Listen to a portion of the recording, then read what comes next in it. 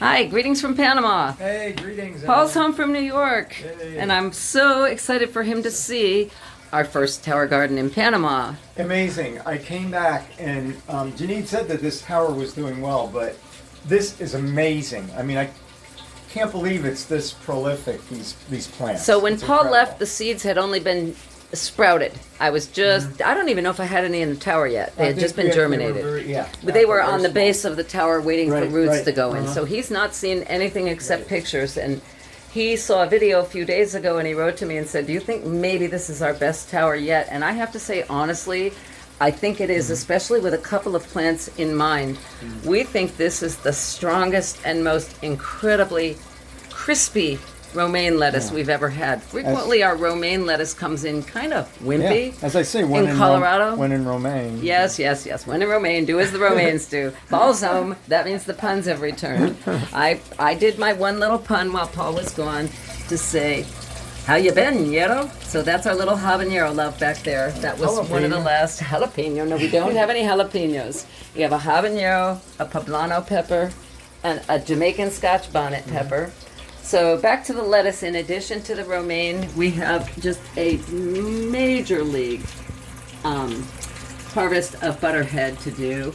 We've got arugula. We've got 3 different spinach plants, and look at the size of these spinach leaves. I mean, they're just amazing. And the cool part is, usually they bolt for us before they get to this point, even indoors.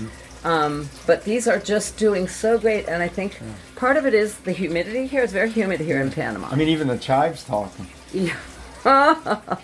My pun master is back. The chives are just starting to come in. We're not going to harvest those yet, but everything here, except for like the peppers and the tomatoes, but all the greens have been harvested a couple of times, and the basil is going crazy. Look at the basil. We've got sage back there. So we're super excited. We both are sampling stuff off the tower. I'm just going to grab a spinach and see how we are doing. Oh God, it's so good. Not bitter at all, even this big. Typically when something gets large, it can start to get bitter. We are not having that problem. So here's what I'm talking about with the romaine lettuce. Look how nice and crispy of a rib it's got. We don't often get that in Colorado. It's just too dry. Doesn't matter how much we run the tower. We've just never gotten romaine lettuce this crispy. So I'm super excited.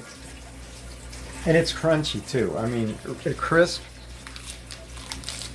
You can hear that crunch. Yeah. We love it. So we've got arugula, mizuna.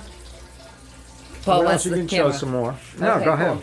So we've got a Roma Plum tomato. There's been a lot of talk on the Tower Garden User Exchange about can you get tomatoes to grow indoors, and I'm advocating that you can. So I got to put my money where my mouth is. But part of the key is to make sure you do a good job of pruning any suckers in between the Ys. We're using a determinate bush variety, so less energy goes to greens, and more is available for possible blooms. I also immediately trim any growth that needs trimming. You know, anything that looks remotely dead or decayed. Like, honestly, this is not necessary. I'm going to get rid of this. I'm going to go back to the next branch because there's not going to be tomatoes coming out this far. So we will need to hand pollinate. We can either use a paintbrush or even just your pinky finger. If you want to come over here, Paul, and show, we've got the purple beans. I don't know if you can get down there. The purple beans, Go underneath here. all that I had to do was just stick a pinky finger in the blossoms or even just shake. So we've got these purple beans. They're in memory of our late dog, Kaya. We call her Soul Doggy. She loved the beans, yeah. Loved beans, and we just thought the purple beans were fun. The purple basil here, over on this side, love, is doing really great. This has been harvested a couple times and is starting to bush out more. It's very This fragrant. is in memory of a belated student named Selena who adored the purple basil in a tower gardening. And all of our students, Paul came in once a week and we did an internship with the kids.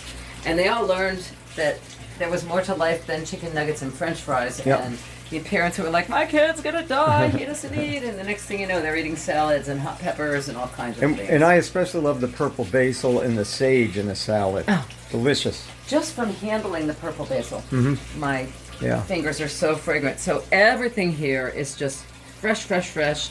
And I'm gonna say, yes, this is our most successful tower garden yet. And I think it's partly the humidity here.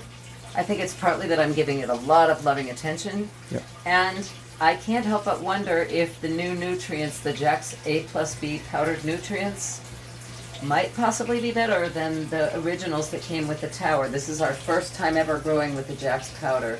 And I was a little nervous to try something new, but it's working great. Yeah. Whatever we're doing a tablespoon of A and a tablespoon of B for each 5-gallon jug.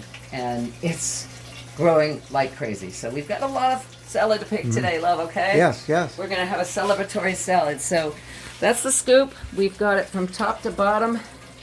Really, really, and this is after we've been eating off of it for like the last 10 minutes. So it's a good one. Take care, and we'll keep you posted on how it's doing once we get some peppers and tomatoes. Yeah. And so I can say, let us leave.